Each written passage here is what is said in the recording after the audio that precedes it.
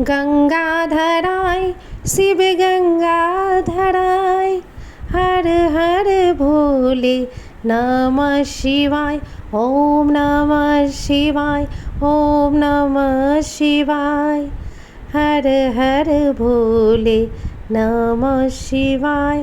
Hello বন্ধুরা, Jagriti and ফ্যামিলিতে তোমাদের স্বাগত। হ্যাঁ, ঠিক ধরেছো, আমি আমার দ্বাদশ জ্যোতির্লিঙ্গ দর্শনের আজ শেষ জ্যোতির্লিঙ্গ দর্শন করতে নিয়ে যাওয়ার ভিডিওটি তোমাদের সামনে শেয়ার করতে বসলাম এবং এই নিয়ে কিছু গল্প বা আমার সেখানে যাওয়ার কিছু অভিজ্ঞতা আমি তোমাদেরকে বলছি। দূরেই দেখতে পেলে ব্রহ্মগিরি পর্বতের উপর যে একটি কালো শিলা রয়েছে, সেই শিলাটির দেখতে অনেকটাই বাবা মহাদেবের মতো এবং ভোলেনাথের মতো।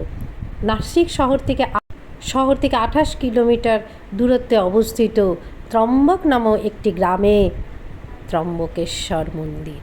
আমরা সকাল সকাল নাসিক থেকে একটি ওমিনি করে বেরিয়ে পড়েছিলাম ত্রম্বকেশ্বরের উদ্দেশ্যে। ওমিনিটির ভাড়া বলেছিল 2000 টাকা, কিন্তু যাই হোক একটা দরদাম করে 1800 টাকার মধ্যে আমরা বেরিয়ে পড়েছিলাম। সে আমাদেরকে যথারীতি মন্দির দর্শন করিয়ে পুজো করিয়ে ওখানে কিছু লোকাল কিছু মন্দিরে দর্শন করিয়ে আমাদেরকে নিয়ে এসেছিল। আমরা পৌঁছে গেছি সকালবেলায়, সবাই মিলে ত্রম্বকেশ্বর মন্দিরের সামনে এসে পড়েছি, নেমে এবারে আমরা যাচ্ছি। ত্রম্বকেশ্বর মন্দির দর্শন করতে গেলে বন্ধুরা অবশ্যই কুশাবর তীর্থে তোমরা স্নান করো। এই তীর্থের মানে এই যে কুশাবর তীর্থের যে জল, সেইটা খুব খুব পবিত্রতম জল এবং একজন মহর্ষি তিনি নিজে গঙ্গাকে এখানে মানে এই গ্রামের একসময় জলের প্রচণ্ড অভাব পড়েছিল এবং সে অভাব মেটানোর জন্য এবং বাসিন্দাদিকে বাঁচাবার জন্য তিনি শিবের আরাধনা করে কুশের মাধ্যমে এইখানে জল অবতরণ করেছিলেন বলে এই নদীটির নাম কুশাবর্ত নদী। এবং এইখানে অনেকেই আসে তাদের পূর্বপুরুষ বা পিতৃপুরুষের সাধ্য বা পরলৌকিক কোনো কার্যকর্ম করতে তারা এখানে আসেন এবং এটা হচ্ছে ভীষণ পবিত্রতম স্থান। এবং ত্রম্বকেশ্বর মন্দির দর্শন করতে গেলে প্রত্যেককে এসে কেউ যদি স্নান করে তো খুবই ভালো, না করলেও এখানে পা ধুয়ে এখানে মাথায় জল ঠেকিয়ে তারপরে ত্রম্বকেশ্বর মন্দির দর্শন করতে যাওয়া উচিত। মানে এটি একটি রীতি বলতে পারো। বা অনেকে এখানে স্নান করে এখান থেকে জল নিয়ে বাবা ভোলেনাথের মাথায় ঢালে। এবারে বলি ত্রম্বকেশ্বর মন্দিরের একটি বিশেষত্ব। এখানে বাবা ভোলেনাথ কিন্তু একা নয়। হ্যাঁ, বাবা ভোলেনাথ এখানে একা বিরাজমান করে না, আরও 11টি জ্যোতির্লিঙ্গের মতো কিন্তু বাবা এখানে একাই পূজনীয় নন। এখানে বাবার সাথে আছে ব্রহ্মা বিষ্ণু, দুজন মহান দেবতা। এবং তাই জন্যে হয়তো কিছুটা ত্রি মানেই তিন দেবতার পুজো এখানে একসাথে করা হয়। হ্যাঁ, যথারীতি আমি নেমে পড়েছিলাম কুশাবর তীর্থে। আমি স্নান সেরেছি আর আমার ছেলে আগের মতোই মাকে স্নান করাবার জন্য খুব ব্যস্ত। সে তো নিজে খানিকক্ষণ সুইমিং করলো। সে শিশু, তার কাছে আর কি পবিত্র কি অপবিত্র এত ব্যাখ্যা সে জানে না। তবে হ্যাঁ জানে, যেখানে ওকে বলে দিই বাবা তোমাকে এখানে স্নান করতে হবে, এটি খুব ভালো এবং খুব পূজনীয়, সেখানে কিন্তু ও স্নান করা চাই, ও করবেই। আমরা না করলেও ওকে কিন্তু করতেই হবে। মা আমি করব, ঠিক আছে। আচ্ছা, এবারে চলে আসি আমার মূল কথাতে। ছেলে তার আম্মাকে স্নান করাচ্ছে, গনু আম্মাকে নিয়ে খুবই ব্যস্ত। এই কুশাবর তীর্থ দেখছো, এইটি আগে পুরো ওপেন ছিল। এখন যেভাবে সব জায়গায় ডেভেলপমেন্ট হয়েছে যাতে বুঝতেই পারছো, নানা দিকে এখানে ঘাট এবং ঘাটের পাশে আমি একটু পরে দেখাবো লেডিসদের চেঞ্জ করার রুমও রয়েছে। 10 টাকা করে নেয়, সেখানে কিন্তু চেঞ্জের যথারীতি সুবন্দোবস্ত রয়েছে। স্নান করে আমি মেয়েকে নিয়ে, জিসাকে নিয়ে, আমার মেয়ের নাম জিসা বন্ধুরা বলেই রাখি, জিসাকে নিয়ে আমি রীতিমতো আমরা মা মেয়ে এগিয়ে চলেছি চেঞ্জের জন্য। কুশাবর তীর্থে স্নান করে খুব ভাল লাগছিলো এবং এইখানে ভালো লাগার থেকেও বেশি যে স্নান করার পরই তুমি ছোট্ট ছোট্ট অনেকগুলি জ্যোতির্লিঙ্গ না শিবলিঙ্গ পাবে, যেখানে তুমি কিন্তু মন ভরে পুজো করে জ্যোতির্লিঙ্গ দর্শনে যেতে পারো। হ্যাঁ, এই হলো সেই স্থান যেখানে এখানে অনেকগুলি ঘাট আছে এবং এইখান দিয়েই সিঁড়ি দিয়ে উঠে এখানে লেডিস চেঞ্জিং রুম খুব ভালো ব্যবস্থা রয়েছে। এই যে ঘাট, এখান থেকে স্নান করে আমরা অন্য ঘাটে স্নান করেছিলাম, তাই আমাকে একটু ঘুরে আসতে হয়েছিল। এখানে গিয়ে তুমি চেঞ্জ করতে পারো। সেদিন হয়তো কোনো বট সাবিত্রী বা বট গাছের কোনো পুজো ছিল, অনেকে বট গাছের পুজো করছিল এবং এইভাবে প্রদক্ষিণ করছিল।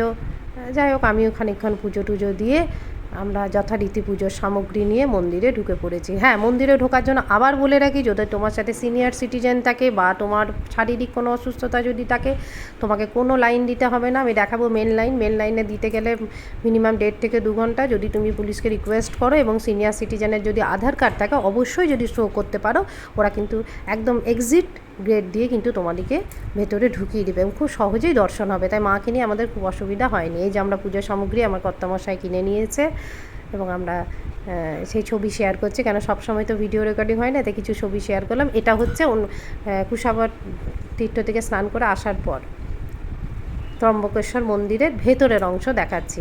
এখানে বিশাল একখানা ত্রিশূল, যেখান থেকে বাবা সমস্ত মানে দুঃখ সময়কে মানে নাশ করে সেই বিশাল ত্রিশূল, দস্যুদিকে নাশ করেছেন সেই যেন ত্রিশূলের প্রতিবিম্ব দেয়। এই দেখো এই লাইনটি হচ্ছে, এই যে লাইনটি, এটি হচ্ছে মেন গেট থেকে লাইন।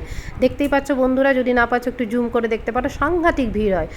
যদি কোনো মানে বিশেষ দিনে যাও বা ছুটির দিনে যাও বা কোনো বিশেষ শ্রাবণ মাসে যাও, সোমবার যাও, তাহলে প্রচণ্ড লাইন, প্রায় তোমাকে 3-4 ঘন্টা দাঁড়াতে হতে পারে। বাকি এই রকম এমনি যদি রেগুলার কোনো দিনে যাও তাতেও কিন্তু মিনিমাম 1.5 থেকে 2 ঘন্টা দাঁড়াতে হতে পারে। কিন্তু আমরা মায়ের জন্য খুব সহজে এন্ট্রান্স করতে পেরেছিলাম এবং সব জায়গায় আমরা কিন্তু তাই করি। যাই হোক, এই হচ্ছে মেন মন্দির, কালো পাথরের তৈরি এখানকার শিবলিঙ্গ। এবং এখানে এবারে এখানে শিবলিঙ্গের জ্যোতির্লিঙ্গ বাবা মহাদেবের কথা বলি। উনি একা বিরাজমান নন, ওনার সাথে ব্রহ্মদেব এবং স্বয়ং নারায়ণ বিরাজমান। এবং প্রত্যেকটি জ্যোতির্লিঙ্গ একটি বুড়ো আঙুলের মতো, আমি একটু পরেই ছবি দেখাবো তোমাদেরকে, বুড়ো আঙুলের মতো প্রত্যেকটি জ্যোতির্লিঙ্গের যেন সাইজ বলতে পারো। এবং 3জন ওপরে ব্রহ্মদেব, লেফট সাইডে আছেন বাবা মহাদেব এবং রাইট সাইডে আছে নারায়ণ। যখন ছবিটি দেখবে তোমরা দেখে নিও।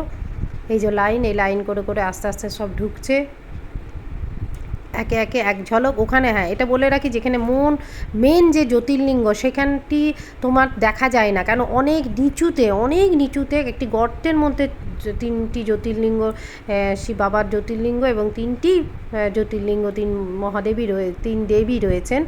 তো সেইটি তোমাদেরকে, এবং সেখান দিয়ে অনবরত শোনা যায় নাকি ওই গোদাবরী যে কুশাবর তীর্থ, ওইটি গোদাবরী, এই যে ওই 3টি জ্যোতির্লিঙ্গ এই রকমই, এটি বাইরে একটি প্রতিরূপ রয়েছে, ভেতরে কিন্তু আসল মূর্তি। এই দেখো এই 3টি আঙুলের মতো এই 3টি জ্যোতির্লিঙ্গ, এবং তাতে নাকি অনর্গল, আমরাও দেখলাম অনর্গল জল বেরিয়ে যাচ্ছে, সবসময় ভর্তি হয়ে যাচ্ছে। এবং এই জলটি বাইরের দিক থেকে ওরা ঠেলে বার করে এবং মন্দিরের একদম অন্দরে তোমার বিশাল বড় বড় কাঁচ লাগানো আছে, ওই কাঁচের দিকে তাকিয়ে কিন্তু তুমি জ্যোতির্লিঙ্গ দর্শন করতে পারবে। কারণ অনেক নিচে, প্রায় 1.5-2 ফুট নিচে কিন্তু বাবার স্থান। এবং সেইখান থেকে যারা পুরোহিত থাকে তারা অনবরত জল বার করে, এবং তোমার যদি ভাগ্যে হলো তাহলে সেই এমন সময় তুমি পৌঁছালে যে সেই জল ওরা যখন বের করেছেন তখন তুমি আয়নার মাধ্যমে তুমি 3 দেবতাকে দর্শন করতে পারবে। ঠিক এই রকমই ভেতরে জ্যোতির্লিঙ্গ, খুব ভালো করে দেখো। আমরা মন্দিরে আমাদের সেই সৌভাগ্য হয়েছিল এবং আমরা সেই দর্শন পেয়েছি। আমি চাই প্রত্যেকেরই যেন সেই সৌভাগ্য হয়, এবং আমি জানি প্রত্যেকেরই হয়। যারাই বাবার কাছে যান, বাবাকে বলতে লাগবে না যে আমরা এসেছি, বাবা নিজেই জানেন যে আমার ভক্তরা এসেছে, আমি দেখা দেবো না, ঠিক দেখা দেন, প্রত্যেককেই বাবা দেখা দেন। তাই তোমরা মন খারাপ করো না, গেলে প্রত্যেকেই তোমরা বাবার দেখা পাবে। তো ওই জন্যে দর্শন করে বেরিয়ে আমরা বাইরে, আমি আর মা খানিকক্ষণ বসেছিলাম। বুঝতেই পারছো কালো পাথরের তৈরি এই মন্দির, এবং যে কোনো মন্দির যদি তুমি আধ্যাত্মিক হও তাহলে তার যে মাহিত্য, শুধু মনে হয় না যে মন্দিরের অন্দরেই বা মেন মূর্তির কাছে গেলেই সেই দেবী বা দেবতা আছেন, যেন মন্দিরের সর্বোচ্চ তার বিরাজমান আমরা আমাদের প্রত্যেকটা ক্ষণে যেন উপলব্ধি করি, এবং আমরা যেন বুঝতে পারি যে হ্যাঁ প্রত্যেক সময় তিনি যেন আছেন। ওই মন্দির বাইরের চত্বর থেকেই মনে হয় যেন বাবার সমস্ত বাবা যে সব জায়গায় বিরাজমান সেটা যেন আমরা উপলব্ধি করতে পারি।